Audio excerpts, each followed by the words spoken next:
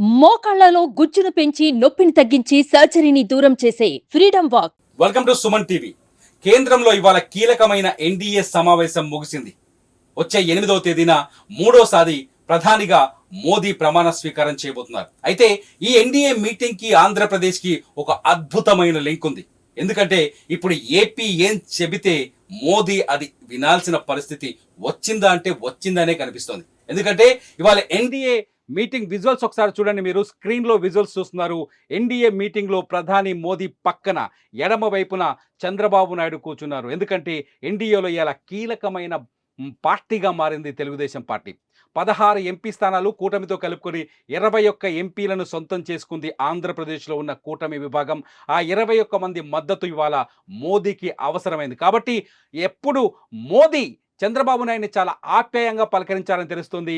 పక్కనే కూర్చోబెట్టుకొని ఆయనతో చాలా విషయాలు మాట్లాడినట్టుగా తెలుస్తుంది. చూస్తున్నాం విజువల్స్లో మోదీ పక్కన నారా చంద్రబాబు నాయుడుతో పాటు నితీష్ కుమార్, ఎవరైతే బీహార్కి చెందిన జేడీయూ అధ్యక్షుడు నితీష్ కుమార్ కనిపిస్తున్నారు. మనం ఎన్డీఏ విజువల్స్ చూస్తున్నాం. నితీష్ కుమార్ నవ్వుతూ మాట్లాడుతున్న విజువల్ స్క్రీన్ పైన చూస్తున్నాం. చంద్రబాబుతో మోదీ మాట్లాడుతున్న విజువల్స్ చూస్తున్నాం. చాలా కీలకంగా మాట్లాడింది కనిపిస్తోంది. మోదీ, చంద్రబాబు నాయుడు, నితీష్ కుమార్, అట్లాగే ఏక్నాథ్ షిండే, మహారాష్ట్ర ముఖ్యమంత్రి ఏక్నాథ్ షిండే స్క్రీన్లో విజువల్స్ చూస్తున్నాం. అందరి మొహాల్లో నవ్వు కనిపిస్తుంది. ఎన్డీఏ మూడోసారి ఢిల్లీలో ప్రభుత్వాన్ని ఏర్పాటు చేయబోతుంది. అయితే ఈసారి ఆంధ్రప్రదేశ్ నుంచి చంద్రబాబు నాయుడు కాబోయే ముఖ్యమంత్రి, 9వ తేదీన ప్రమాణ స్వీకారం చేయబోయే ముఖ్యమంత్రి చంద్రబాబు నాయుడు ఎన్డీఏ పైన కొన్ని విషయాలు, మోదీకి కొన్ని విషయాలు చాలా స్పష్టంగా చేసినట్టు తెలుస్తుంది. ఆంధ్రప్రదేశ్కి కూటమితో మొత్తం కలిపి 9 పదవులు అడిగినట్టుగా తెలుస్తుంది. ఈ 9 పదవుల్లో ఒక కేబినెట్తో పాటు ఒక స్వతంత్ర మంత్రి పదవి, అట్లాగే మిగతా సహాయ మంత్రులతో కలిపి మొత్తం 9 పదవులు అడిగినట్టుగా తెలుస్తుంది. ఇందులో ఒక ఇండివిజువల్ పదవితో పాటు ఒక కేబినెట్ పదవి కావాలని అడిగినట్టు తెలుస్తుంది. అసలు చంద్రబాబు నాయుడు చెబితే ఇప్పుడు మోదీ అన్ని ఇచ్చే అవకాశం ఉందా లేదా? చంద్రబాబు నాయుడుకి ఊహించని విధంగా పెరిగిన ప్రాధాన్యత ఆంధ్రప్రదేశ్కి ఏ విధంగా లాభాన్ని చేకూరుస్తుంది? ఈ అంశంపైన మనతో మాట్లాడడానికి సీనియర్ జర్నలిస్ట్ నాగరాజు గారు ఉన్నారు స్టూడియోలో. నాగరాజు గారు నమస్కారం. నమస్తే తిరుమల రెడ్డి గారు. నాగరాజు గారు, ఒక డ్రాస్టిక్ విక్టరీ, ఊహించని విక్టరీ, 164 స్థానాల్లో కూటమి విజయ కేతనం ఎగరేసింది. ఇవాళ ఏకంగా మన టీడీపీ అధినేత, జాతీయ అధ్యక్షులు, కాబోయే ముఖ్యమంత్రి చంద్రబాబు గారు ఢిల్లీకి వెళ్లారు. ఎన్డీఏ కూటమిలో చాలా కీలకమైన సీట్ లో కూర్చున్నారు. కుడి వైపున జాతీయ అధ్యక్షుడు జేపీ నడ్డా కూర్చొని ఉంటే ఎడం వైపున చంద్రబాబు కూర్చున్నాడు. అది మామూలు సీన్ కాదు, అది ఎవరు ఊహించని సీన్. అయితే టీడీపీ 9 పదవులు అడుగుతున్నట్టుగా తెలుస్తుంది ఆంధ్రప్రదేశ్. అందులో ఒక కేబినెట్ పదవి కావాలని అడుగుతున్నట్టు తెలుస్తుంది. మొత్తం కూటమి నుంచి మొత్తం 21 మందిలో అట్లాగా ఒక ఇండివిజువల్ సపరేట్ పదవి, ఇండివిజువల్ హోదా ఉన్న పదవి ఒకటి కావాలని అడుగుతుంది. అట్లాగే లోక్సభ స్పీకర్ కూడా తమకే కావాలని టీడీపీ అధినేత మోదీ ముందు ప్రతిపాదన చేసినట్టుగా తెలుస్తుంది. దీంతో పాటు పోలవరం ప్రాజెక్టు పూర్తితో పాటు రాజధాని పునర్నిర్మాణాన్ని కూడా మోదీ ముందుకు తీసుకెళ్లినట్టు తెలుస్తుంది. మోదీ వీటన్నిటికీ సూచనప్రాయంగా ఇప్పుడే అంగీకారం తెలిపినట్టుగా కూడా వార్తలు బయటకు వస్తుంది. నిజంగా ఇది ఎంతవరకు సూచనప్రాయం ఏముండదు, ఖచ్చితంగా అంగీకారం తెలిపి తీరాల్సిన పరిస్థితి అలా ఉంది. ఇక్కడ మనం చెప్పుకోవచ్చు, అంటే 9 పదవులు అడుగుతున్నారని ఖచ్చితంగా అడిగే హక్కు కూడా ఏపీకి ఉందనే మనం అనుకుంటాం ఇక్కడ. ఎందుకంటే టోటల్ ఈరోజు ఢిల్లీ అంటే కేంద్ర రాజకీయాలను మనం ఒకసారి పరిశీలిస్తే ఏదైతే ఈ సార్వత్రిక ఎన్నికల్లో భాగంగా అంటే ఢిల్లీలో అంటే కేంద్ర ఎన్డీఏ కూటమికి 293 స్థానాలు అవసరం వచ్చాయన్నమాట. అంటే ఇక్కడ మనకు మ్యాజిక్ ఫిగర్ అంటే 543కి ఒక మ్యాజిక్ ఫిగర్, కేంద్రంలో ప్రభుత్వం ఏర్పాటు కావాలి అంటే కదా 272 స్థానాలు కావాలి అవసరమైనది. కానీ ఎన్డీఏ కూటమికి వచ్చినది 293 స్థానాలు, అంటే దాదాపు 21 స్థానాలు మాత్రమే పైబడి ఉన్నాయి. ఆ 21 స్థానాల్లో ఎవరి 16 మన ఏపీ నుంచి పోతే, అంటే టీడీపీ ఓన్లీ, జనసేన బీజేపీ మన పక్కన పెడితే కేవలం టీడీపీ 16 స్థానాలు తీసుకుంటే, బీహార్కి చెందిన నితీష్ కుమార్ 14 స్థానాలు, మొత్తం అంటే 30 స్థానాలు ఇక్కడే ఉన్నాయి. అంటే 30 స్థానాలు అనేది చాలా కీలకం. అందులోనూ ఏపీ రెండవ అతిపెద్ద పార్టీగా ఆవిర్భవించింది, అతిపెద్ద పార్టీ 16 స్థానాలతో. అందుకు ఇవన్నీ కూడా మోడీ గారు పరిశీలించారు. అరే మనకు ఏపీతో చాలా అవసరం ఉంది, చంద్రబాబు నాయుడుతో ముఖ్యంగా చాలా అవసరం ఉంది, చంద్రబాబు నాయుడిని పక్కన కాదు గుండెల్లో పెట్టుకోవాలి అనే పరిస్థితి కూడా గుండెల్లో పెట్టుకుంటేనే బాగుంటుంది, నెత్తిన పెట్టుకుంటేనే జారిపోవచ్చు, గుండెల్లో పెట్టుకోవాలిరా బాబు అనేది. కానీ చాలా రసవత్తరంగా ఉన్నాయి ఢిల్లీ రాజకీయాలు. ఇప్పుడు చూసి ఇండియా కూటమిని కూడా ఎవరు ఊహించలేదు ఆ స్థాయికి వస్తుందని. అందులోనూ 2014, 2019 ఎన్నికలతో పోలిస్తే మనము కాంగ్రెస్ పార్టీ కూడా ఎన్డీఏ కూటమిలో కాస్త పుంజుకుంది. రెట్టింపైంది. 99 స్థానాలు కాంగ్రెస్ 99కి పెరిగింది అనమాట. ఇదంతా కూడా అంటే కాంగ్రెస్ పార్టీ అంటే రాహుల్ గాంధీ, ప్రియాంక గాంధీ, సోనియా గాంధీ కష్టం అనుకోవచ్చు, కాంగ్రెస్ పార్టీ శ్రేణుల కష్టం అనుకోవచ్చు, పెరిగింది. ఇక్కడ కూడా వాళ్ళు మొత్తం 233, 272 మ్యాజిక్ ఫిగర్ కి అతి దగ్గర 233 అంతా కూడా వాళ్ళకి కావాల్సిందంతా మనకు 39 స్థానాల్లో ఒక షార్ట్ అయింది. ఈ నేపథ్యంలో వాళ్ళు కూడా ఏపీ పైనే కన్నేశారు. ఆల్రెడీ కేసీ వేణుగోపాల్ చంద్రబాబు నాయుడు శుభాకాంక్షలు తెలిపి ఏపీకి ప్రత్యేక హోదా ఇస్తామని చెప్పారు. అందులో ఇంకొక గమ్మత్తుంది ఇక్కడ. అంటే ఒక ఇండియా కూటమిలో చంద్రబాబు చేరితే కూటమి చైర్మన్ గా ప్రకటించడమే కాకుండా 2.5 సంవత్సరాలు ఆయనకు ప్రధాని పదవి ఇవ్వడము. అంటే పక్కన నితీష్ కుమార్ ఉన్నాడు. నితీష్ కుమార్ అవసరం కూడా ఉంది కాబట్టి ఆయన కూడా ఇండియా కూటమిలో ఆంధ్రప్రదేశ్ ఊహించని విధంగా బలపడింది. ఇవాళ తమ డిమాండ్లను నెరవేర్చుకునే అవకాశం దొరికింది. ఆంధ్రప్రదేశ్ అభివృద్ధికి ఒక ఛాన్స్ దొరికింది అనుకోవచ్చా? ఇక్కడ ఖచ్చితంగా ఇప్పుడు ఇంతకాలం అయిపోయింది. 2014లో రాష్ట్ర విభజన తర్వాత అప్పులతో ఏపీకి వెళ్ళడం జరిగింది. ఇక అభివృద్ధి అసాధ్యం అనుకోరు. కానీ చంద్రబాబు నాయుడు తనకున్నంత మేర రాష్ట్రాన్ని అభివృద్ధి చేసే ప్రయత్నం చేశారు. కొంతవరకు జరిగిందనే చెప్పుకోవచ్చు. అయితే పూర్తి స్థాయిలో జరగకుండా తర్వాత 2019 అధికార మార్పిడి జరగడము, ఇక వచ్చిన తర్వాత కరోనా ఇవన్నీ జరగడం, ఇక జగన్మోహన్ రెడ్డి గారు ముఖ్యమంత్రి అయ్యాక కేవలము అంటే సంక్షేమ పథకాల మీద డిపెండ్ అయ్యడము. అంటే మేము అభివృద్ధి చేశాం, మేము గ్రామీణ ప్రాంతాల్లో ఆర్బీకేలు కావచ్చు, విలేజ్ క్లినిక్లు కావచ్చు, సచివాలయాల భవనాలు కావచ్చు, ఇవన్నీ నిర్మించాం. ఇదంతా అభివృద్ధి కాదని వాళ్ళు గొప్పగా చెప్తున్నారు. అభివృద్ధి అంటే ఇంకా మనం ప్రత్యేకంగా చెప్పుకోవాల్సిన అవసరం లేదు. అభివృద్ధి అనేది లేదు. ఇక ఏపీ ప్రజలు మర్చిపోయారు, ఇక మనకు అభివృద్ధి అనేది జరగదు, ఏదో ఉన్న వాటితోనే మనం సరిపెట్టుకోవాలి అనే అంచనాకు వచ్చేసారు, ఆలోచనకి స్థిరపడిపోయారు. ఈ నేపథ్యంలోనే ఏపీకి కూడా అభివృద్ధి ఖచ్చితంగా వస్తుంది, ఏపీలో కూడా అభివృద్ధి జరుగు తీరుతుందని ఈ ఫలితాలు నిరూపించాయి. ఎందుకంటే ఎన్డీఏ ఖచ్చితంగా చంద్రబాబు నాయుడు చెప్పిన మేరకు అన్ని కూడా నెరవేర్చంతే. పదవులే అంటున్నారు మీరు, 9 పదవులే అంటున్నారు. విశాఖ స్టీల్ ప్లాంట్ ప్రైవేటీకరణ కాకుండా ఆపడం కావచ్చు, పోలవరం త్వరితగతిన పూర్తి నిర్మాణం చేయడం కావచ్చు, రాష్ట్ర రాజధాని పునర్నిర్మాణం కావచ్చు, అప్పుల నుంచి విశాఖ రైల్వే జోన్ ఇప్పటి వరకు వైసీపీ మేము భూమి కేటాయించిన వాళ్ళే చర్యలు తీసుకోలేదని, మేము ప్రతిపాదనలు పంపించిన వీళ్ళు భూమి ఇవ్వలేదు, ఏపీ ప్రభుత్వం భూమి ఇవ్వలేదని తర్జన భర్జన జరుగుతున్నాయి గొడవలు. అవన్నీ పక్కన పెట్టేసి త్వరితగతిన విశాఖ రైల్వే జోన్ సాధించుకోవడం కావచ్చు, ఇవన్నీ కూడా చాలా ఉన్నాయి. ఇప్పుడు రాష్ట్ర అభివృద్ధి కోసం కూడా అవసరమైన నిధులు అంటే చంద్రబాబు నాయుడు ఇచ్చిన హామీల మేరకు సంక్షేమ పథకాల అమలుకు వీటన్నిటికీ కూడా కేంద్రం నుంచి సపోర్ట్ తీసుకురావాలి. అన్నిటికీ కూడా జీ హుజూర్ అనాల్సిందే నరేంద్ర మోడీ గారు. ఎందుకంటే ఆ పరిస్థితి ఉంది, ఆ పరిస్థితి తీసుకొచ్చారంటే ఏపీ ప్రజలే ఆ పరిస్థితి ఇచ్చారని మనం అనుకోవాలి. అంతే, ఇంత వన్ సైడ్ విక్టరీని ఇచ్చారు. 16 నాగరాజు గారు చాలా స్పష్టంగా అర్థమవుతుంది, చంద్రబాబు నాయుడు అడిగిన పదవులు ఇచ్చేందుకు ఇవాళ మోదీ చాలా సుముఖంగా కనిపిస్తున్నారు. ఎందుకంటే ఒక్కటి ఇక్కడ తిరుమల రెడ్డి గారు ఒక్క నిమిషం ఇక్కడ, ఎందుకంటే ఇండియా కూటమి ఎప్పుడైతే టీడీపీ అటు నితీష్ కుమార్ వైపు దృష్టి సారించింది, వారితో ఫోన్ లో మాట్లాడుతూ వేణుగోపాల్ గారు ఆర్జేడీ లాలు ప్రసాద్, తేజస్వి యాదవ్, నితీష్ కుమార్ కలిసి ఢిల్లీకి పోయారు.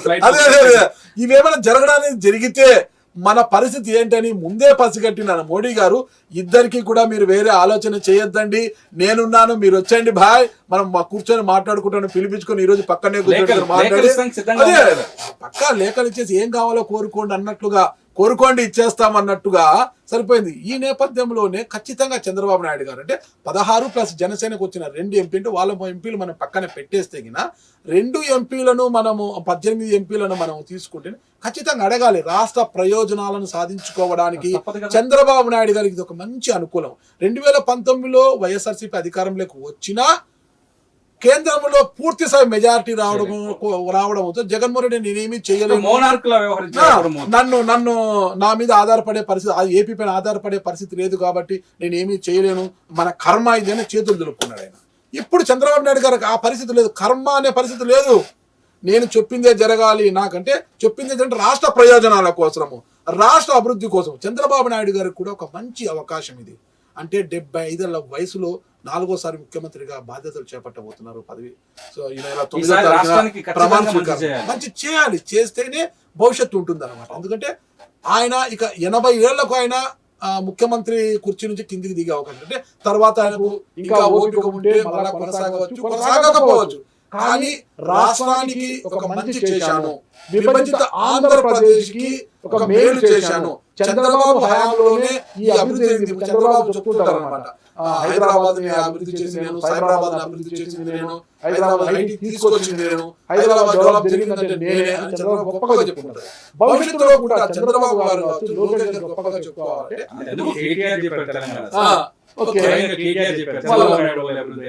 జరిగిందని ఇది మళ్ళా ఒకసారి మళ్ళా తరాలు చెప్పుకోవాలి, మన పిల్లలు మనం చర్చించుకోవాలంటే చంద్రబాబు నాయుడు గారికి ఒక మంచి అవకాశం. రాష్ట్ర అభివృద్ధి, పోలవరం నిర్మాణము, రాష్ట్ర రాజధాని రాజధాని లేదు మనకు. జూన్ 2వ తారీఖు ఉన్న రాజధాని తెలంగాణకి వెళ్ళిపోయింది, మనకు హక్కు లేదు ఇక్కడ, ఏపీ వాళ్ళకి హక్కు కూడా లేదు ఇక్కడ ఉన్న రాజధాని ఏదంటే మన పిల్లలు కూడా తెలియదు. సో రాజధాని నిర్మాణం చాలా ముఖ్యమైన అంశం, చాలా ముఖ్యమైన అంశం. సో కేంద్రం మద్దతుతో పాటు కేంద్రంలో మనకు సంబంధించిన కొన్ని పదవులు ఉంటే కూడా మరింత ఈజీ అవుతుంది అన్నమాట. అంటే మోడీ గారితో ప్రతిసారి చంద్రబాబు నాయుడు గారు మన పవన్ కళ్యాణ్ గారు వెళ్ళి మాట్లాడలేదు కదా, ప్రతినిధులుగా అక్కడ క్యాబినెట్ లో ఎవరైనా ఉంటే ఖచ్చితంగా మనం అనుకున్న ప్రయోజనాలను రాష్ట్ర అభివృద్ధి కోసం ఖచ్చితంగా మనము సమకూర్చుకునే వెసులుబాటు మనకు గట్టిగా ఉంటుంది. చంద్రబాబు నాయుడు గారు చెప్పచ్చు, పార్లమెంట్ మీటింగ్ సమయాలలో కావచ్చు, మిగతా సమయాలు మోడీని కలిపి డిమాండ్స్ అడగండి, మనకి ఇవి కావాలంటే మంత్రులు కానీ సహాయం ఎవరైనా ఉంటే ఖచ్చితంగా ఈజీ అవుతుంది. అందులో 9 పదవులు అడగడంలో ముఖ్యంగా లోక్సభ స్పీకర్ అడిగితే చాలా బాగుంటుంది. అంటే లోక్సభ స్పీకర్ పదవి మనకు వస్తే మాత్రం నాలుగు తెలుగు రాష్ట్రాల నుంచి అంటే జిఎంసి బాలయ్య గారు అప్పుడు అమలాపురం ఎంపీగా గెలిచారు, వాజ్పేయి గారి ప్రభుత్వంలో స్పీకర్ గా పనిచేశారు. రెండవసారి మన ఏపీ విభజిత ఆంధ్రప్రదేశ్ తెలుగు రాష్ట్రం నుంచి మరొక స్పీకర్ కూడా అక్కడ కూర్చునే అవకాశం ఉంటుంది.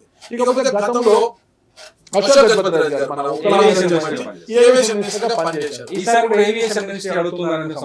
అడుగుతున్నారు. అయితే అది ఎవరికి అడుగుతున్నారంటే పురంధేశ్వరి గారు, రాజమండ్రి ఎంపీగా 2 లక్షల పైచిలకు మెజారిటీతో గెలిచి ఉన్నారన్నమాట. నందమూరి తారక రామారావు గారి యొక్క కుమార్తె గతంలో 2 సార్లు కేంద్ర మంత్రిగా కూడా కాంగ్రెస్ పార్టీలో కేంద్ర మంత్రిగా పనిచేసిన అనుభవం ఉంది. ఈ రోజు చంద్రబాబు నాయుడు గారు వదిన గారు కూడా ఇవన్నీ కలిసి వచ్చి అందులో రాష్ట్ర అధ్యక్షులుగా కూడా ఉన్నారు పురంధేశ్వరి గారు. మంచి వాక్చాతుర్యం ఉంది, సబ్జెక్ట్ మీద కమాండ్ ఉంది. ముఖ్యంగా తెలుగుదేశం పార్టీ నుంచి ఎవరెవరు ఇప్పుడు కేంద్ర కేబినెట్ రేస్లో ఉన్నారనుకోవచ్చు. అంటే మనము ముఖ్యంగా ఇక్కడ తెలుగుదేశం పార్టీ కావచ్చు, కూటమి నుంచి కావచ్చు. తెలుగుదేశం పార్టీ నుంచి మనం ఒకసారి డిస్కస్ చేస్తే కింజర కుటుంబం నుంచి ఎర్రన్నాయుడు గారి కుమారుడు కింజర రామ్మోహన్ రెడ్డి 3వసారి శ్రీకాకుళం ఇంటికి పిలిపించుకొని మాట్లాడాడు. అంటే ఆ చిన్న కుర్రాడు అయినప్పటికీ కూడా 4 పదులలో వయసు ఉన్నప్పటికీ కూడా ఇంగ్లీష్ మాట్లాడు, హిందీ అద్భుతం. ఎందుకంటే ఢిల్లీలో చదువుకున్నారు కాబట్టి, ఢిల్లీలో పలానా ఎంపీగా ఉన్నప్పుడు ఢిల్లీలో చదువుకున్నారు. అద్భుతమైన అద్భుతమైన నాలెడ్జ్, ఆయన వాగ్దాటి చాలా చూస్తూ ఉండిపోవాలనిపిస్తుంది రామ్మోహన్ నాయుడుని చూస్తుంటే. అలాంటి రామ్మోహన్ నాయుడు చిన్న 3 సార్లు ఓటు హ్యాట్రిక్ సాధించాడు శ్రీకాకుళం నుంచి. అందుకు ఖచ్చితంగా కదా ఎర్రన్నాయుడు ఎంతటి నాయకుడు, ఎంత పర్సనాలిటీ అసలు.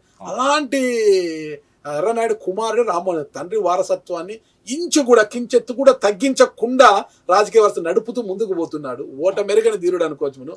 ఖచ్చితంగా 3వసారి కూడా గెలవడం ఈ సీనియారిటీలో పోవచ్చు. ఇకపోతే మనము టీడీపీ నుంచి భరత్ బాలకృష్ణ గారి చిన్నల్లుడు, లోకేష్ గారికి కో బ్రదరు, బాలకృష్ణ చిన్నల్లుడు, గీతం యూనివర్సిటీ చైర్మన్ గారు కూడా ఎంబీబీఎస్ భరత్ గారు. ఆయన కూడా గతంలో పోటీ చేసి ఓడిపోయినారు, ఈసారి గెలిచి ఉన్నారు. కాబట్టి అతనికి కూడా అంటే సబ్జెక్ట్ మీద కమాండ్ ఉంది. ఉన్నత విద్యాధికుడు, అతను కూడా ఉన్నత విద్యావంతుడు. ఒక యూనివర్సిటీ చైర్మన్ కూడా, ఒక గీతం యూనివర్సిటీస్ చైర్మన్, మొత్తం జాతీయ స్థాయిలో గుర్తింపు ఉన్న వ్యక్తి. కాబట్టి అందులో హిందీ ఇంగ్లీష్ కూడా అనర్గళంగా మాట్లాడగల వ్యక్తి అతను. అతనికి కూడా అనుభవం ఉంది. అతను మంచి ఖచ్చితంగా మనం చెప్పుకోవచ్చు. ఇకపోతే మనము నెల్లూరు జిల్లా నుంచి ఇటీవలే అంటే ఎలక్షన్స్ కు ముందు వైసీపీకి ఒక ఆక్సిజన్ గా పనిచేసిన వేమిరెడ్డి ప్రభాకర్ రెడ్డి, అందరూ ముద్దుగా విపిఆర్ అని పిలుచుకుంటారు. విపిఆర్ తెలుగుదేశం పార్టీలోకి రావడము, నెల్లూరు ఎంపీగా పడి విజయసాయి రెడ్డి గారి పైన ఆయన గెలుపొందడం చాలా కీలకమైన నేత. టీడీపీలో కూడా ఆయన ఇప్పుడు కీలకంగా మారనమాట. అంటే నెల్లూరు జిల్లా వాసులందరికీ ఆక్సిజన్ గా మారారని చెప్పొచ్చు మనము. చాలా భుజాన్ని మీద ఎత్తుకొని, మరి నెల్లూరు జిల్లాలో అంతా కూడా భుజాన్ని మీద ఎత్తుకొని అందరి గెలుపులో కూడా ఆయన హస్తం ఉందని నేను భావిస్తున్నాను. అందుకు టీడీపీకి నెల్లూరు జిల్లాలో ఒక ఆక్సిజన్ లా పనిచేసిన విపిఆర్ కూడా కేంద్ర మంత్రి పదవి ఆశిస్తున్నట్లుగా మనకు తెలిసింది. ఆయనకు ఇవ్వాలి కూడా. టీడీపీ నిజంగా విపిఆర్ వేమిరెడ్డి ప్రభాకర్ రావు ఎందుకంటే ఆయన ఒక పెద్ద అశోక్ గజపతి రాజు పేరు కూడా మళ్ళీ తెరపైకి అంటే అశోక్ గజపతి రాజు గారి ఎన్నికల్లో పోటీ చెప్పినా వాళ్ళ కుటుంబం నుంచి వాళ్ళ కుమార్తె అతిథి గజపతి రాజు గెలిచి ఉన్నారు కదా. అయితే అశోక్ గజపతి రాజు పెద్ద పార్టీలో ఎన్టీ రామారావుతో పాటు ఉన్నవారు కాబట్టి ఈసారి ఆయన రాజ్యసభలోకి తీసుకుని రాజ్యసభ కోటాలో ఆయనకు మంత్రి పదవి ఇవ్వాలనుకుంటున్నారు. మరి ఏ మంత్రి పదవి ఇస్తారు ఆయనకు? గతంలో ఆయన ఏవియేషన్ మంత్రిగా పనిచేసి ఉన్నారు. అయితే ఈసారి ఏవియేషన్ మంత్రి పదవి అడుగుతున్నా పురంధేశ్వరికి వెళ్ళే అవకాశం ఉంది. అది ఇప్పుడు ఫస్ట్ విడతలో అంటే నా భవిష్యత్తులో మళ్ళీ రాజ్యసభ అశోక్ గజపతి రాజు గారికి ఇచ్చిన తర్వాత మరి అప్పుడు ఏవి ఖాళీ ఉంటాయి, ఏమైనా డైరెక్ట్ క్యాబినెట్ అడుగుతారా, సహాయ మంత్రి అడుగుతారా అని కూడా తెలుసు. అయితే అశోక్ గజపతి రాజు అయితే మంత్రి పదవి అయితే అడుగుతున్నారు. మళ్ళా ఇక్కడ లోక్సభ స్పీకర్ కుర్చీలో కూర్చోబోయేవారు ఎవరు? ఆసక్తికరంగా, చాలా ఆసక్తికరంగా ఉంది. ఇప్పుడు మనకు అనంతపురం జిల్లా నుంచి తీసుకుంటే హిందూపురం ఎంపీగా బీకే పార్సారథి, ఆయనకు అంత అవకాశం లేదు. రెండవసారి ఎంపీ అయ్యారు, ఆయనకు అంత అవకాశం లేదు. అంటే సబ్జెక్టు అంటే తెలుగు తప్పితే ఆయన వేరే లాంగ్వేజ్ మాట్లాడలేరు, అదొకటి ఏదైనా కావచ్చు. రెండవసారి ఇక అనంతపురం నుంచి గెలిచిన అంబికా లక్ష్మీనారాయణ, ఆయన అంతవరకే. అంటే ఆయన ఫస్ట్ టైం ఎంపీ. ఎందుకో young and dynamic Lok Sabha speaker వస్తాడనిపిస్తుంది. అంత ఏదైనా కావచ్చు. కరెక్ట్, మీ మాటలు బట్టి చూస్తే రామ్మోహన్ నాయుడు గారిని అది వరించవచ్చు. చాలా మంచి చామున్న కుర్రాడు కదా ఒక ఎంపీ, చాముంది మంచి జోష్ ఉన్న వ్యక్తి, కూర్చోవచ్చు, దాంట్లో తప్పేముంది. యంగ్ అండ్ డైనమిక్ చెప్పొచ్చు. ఎర్రన్నాయుడు గారు కూడా ఆయన ఎక్కడున్నా ఆయన ఆత్మ అలా చూసి సంతోషింది కదా. లోక్సభ స్పీకర్ అంటే చిన్న విషయం కాదు కదా అసలుకి. మరి మనం కర్నూలులోకి వచ్చాకే మనము కర్నూలు ఎంపీగా నాగరాజు గెలిచి ఉన్నారు. ఆయన బీసీ సామాజిక వర్గం చెందిన ఆయన ఫస్ట్ టైం ఎంపీ. మీరు నంద్యాల ఎంపీ బైరెడ్డి శబరి, ఒక డాక్టర్, ఆమె కూడా వైద్యురాలు, ఆమె కూడా ఒక డాక్టర్, ఫస్ట్ టైం ఎంపీ కూడా ఆమెకు అవకాశం లేకపోవచ్చు. ఇకపోతే మనం ఒంగోలు విషయానికి వచ్చాకే మాగుంట శ్రీనివాసులు రెడ్డి. సరే, ఇటీవల ఆయన మీద వచ్చే విమర్శల కారణంగా వైఎస్ఆర్ కాంగ్రెస్ పార్టీ ఆయన దూరం పెడితే ఆయన వచ్చి టీడీపీలో మళ్ళీ ఆయన గెలిచారు. సరే, ఈ నేపథ్యంలో ఆయనకు టికెట్ మన కేంద్రంలో పదవి వస్తుందా రాదన్నది మనం పెట్టేశారు. ఇంకా నెల్లూరు అంటే వేమిరెడ్డి ప్రభాకర్ రెడ్డి గారు ఖచ్చితంగా. ఇకపోతే గుంటూరు విషయానికి వచ్చేసరికి మనకు వచ్చేసి పెమ్మసాని ఉన్నారు, ఆయన కూడా ఒక ఎన్ఆర్ఐ, ఫస్ట్ టైం ఎంపీ కాబట్టి ఆయన ఇది. ఇక గుంటూరు పోతే మనకు శ్రీకృష్ణదేవరాయలు, నర్సాపురం శ్రీకృష్ణదేవరాయలు, ఆయన రెండవసారి ఎంపీ అయినప్పటికీ విజ్ఞాన విద్యా సంస్థల అధినేత, రెండవసారి ఎంపీ కృష్ణదేవరాయలు గారు. మరి ఆయనకు ఎంతవరకు అవకాశం ఉంటుంది అనేది, ఎందుకంటే ఇప్పుడు టీడీపీలో ఫస్ట్ టైం ఆయన, గతంలో వైఎస్ఆర్ కాంగ్రెస్ పార్టీలో ఉన్నారు, ఆ పార్టీతో విభేదించి టీడీపీలోకి రావడం, మళ్ళా ఎంపీగా నిలబడి అనిల్ కుమార్ యాదవ్ పైన విజయం సాధించడము, మంచి మెజారిటీ కూడా, అది కూడా తక్కువ చిన్న మెజారిటీ ఏదైనా. ఫస్ట్ టైం టీడీపీలో ఎంపీ కాబట్టి అదేందుకు అవకాశం ఉంటుందా అనేది ప్రశ్న. ఇక్కడికి వస్తే ఇప్పుడు బీజేపీ నుంచి పురంధరేశ్వర్ గారి పేరు వినిపిస్తుంది చాలా స్పష్టంగా. ఆంధ్రప్రదేశ్ లో కూటమికి ఒక మరుగుతున్న రక్తంలా మారి కూటమి గెలుపులు కారణమైన Pawan Kalyan garu, Pawan Kalyan man of the match అనమాట. మ్యాన్ ఆఫ్ ది మ్యాచ్ గా నిలబడ్డ మనిషి. ఆంధ్రప్రదేశ్ లో 2 చోట్ల పోటీ చేస్తే 2 ఎంపీ స్థానాలు గెలుచుకున్నది జనసేన పార్టీ. బాలశౌరికి ఛాన్స్ ఏమైనా ఉందా ఇక్కడ? బాలశౌరి గారికి ఢిల్లీ నాయకత్వంతో కావచ్చు, ఢిల్లీ ఉన్న పెద్దలతో కావచ్చు చాలా మంచి పరిచయాలు ఉండడం ఇప్పటి నుంచి కాదు. గతంలో రాజశేఖర రెడ్డి గారి హయాం నుంచి కూడా కాంగ్రెస్ పార్టీలో పనిచేసిన రాజశేఖర రెడ్డి గారికి కూడా ఢిల్లీలో ఒక తలలో 4గా పనిచేసిన అనుభవం కూడా ఆయన ఉంది అనమాట బాలశౌరి గారికి. గతంలో వైఎస్ఆర్ కాంగ్రెస్ పార్టీ ఎంపీగా పనిచేశారు, మచిలీపట్నం బందర్ ఎంపీగా పనిచేశారు. అక్కడ కొన్ని విభేదాల కారణంగా టీడీపీలోకి జనసేనలోకి రావడం, చివరి నిమిషంలో కండువా కప్పుకొని టికెట్ తెచ్చుకోవడం, గెలవడం కూడా జరిగింది. మరి బాలశౌరి కూడా జనసేన కోటలో, ఎందుకంటే ఈ రోజు పవన్ కళ్యాణ్ వల్లనే బీజేపీ టీడీపీ మధ్య పొత్తుకుంది. వీళ్ళిద్దరిని దగ్గర చేయడము, అందరినీ ఏకం చేసి రాష్ట్రంలో అసలుకి జగన్మోహన్ రెడ్డి గారు 5 ఏళ్ల పాలనకు ప్రజలు సమాధి కట్టారు. తొక్కకపోతే నా పేరు పవన్ కళ్యాణ్ కాదు, నాది జనసేన పార్టీ కాదు అని గట్టిగా అన్నాడు. అదే చేసి చూపించాడు. 151 స్థానాలు నీకు ఇచ్చారు కదా ప్రజలు, ఆ లాస్ట్ 1 తీసేసి 15కే నిన్ను సరిపెడతానన్నాడు. అదే చేశారు. 11 ఎమ్మెల్యేలు 4 ఎంపీలు ఇచ్చి 15ను సరిపెట్టేశారు. ఓకేనా? మరి అంతటి ఘన విజయాన్ని ఇచ్చిన, అంటే ఏపీలో బీజేపీకి కూడా 8 మంది ఎమ్మెల్యేలు వచ్చారంటే అది కూడా పవన్ కళ్యాణ్ యొక్క జోష్. మరి 3 ఎంపీ పదవులు వచ్చాయంటే కూడా అది కూడా పవన్ కళ్యాణ్ గారి జోష్.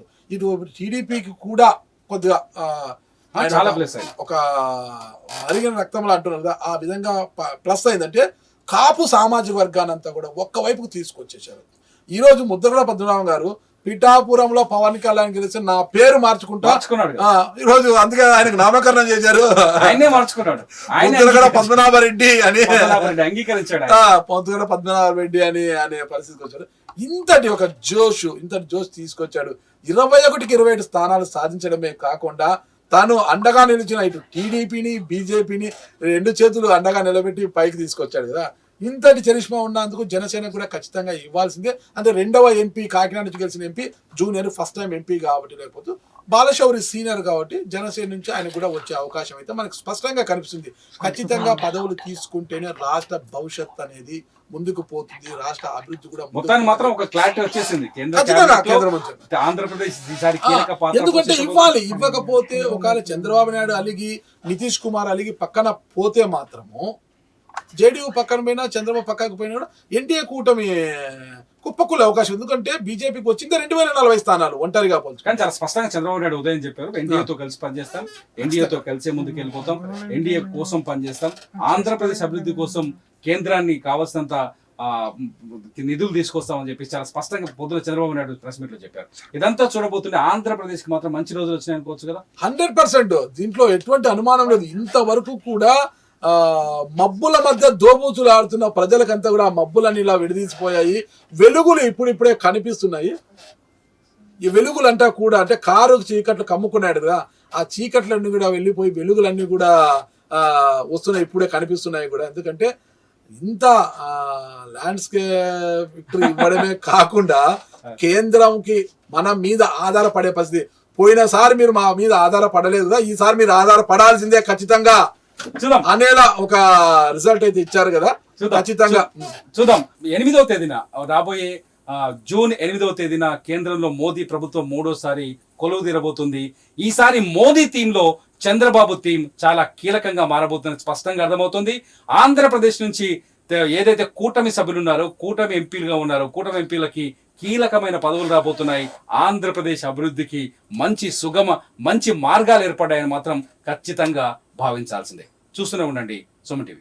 సుమన్ టీవీలో మీ పర్సనల్ అండ్ బిజినెస్ ప్రమోషన్స్ కోసం కింది నెంబర్కి కాంటాక్ట్ చేయండి.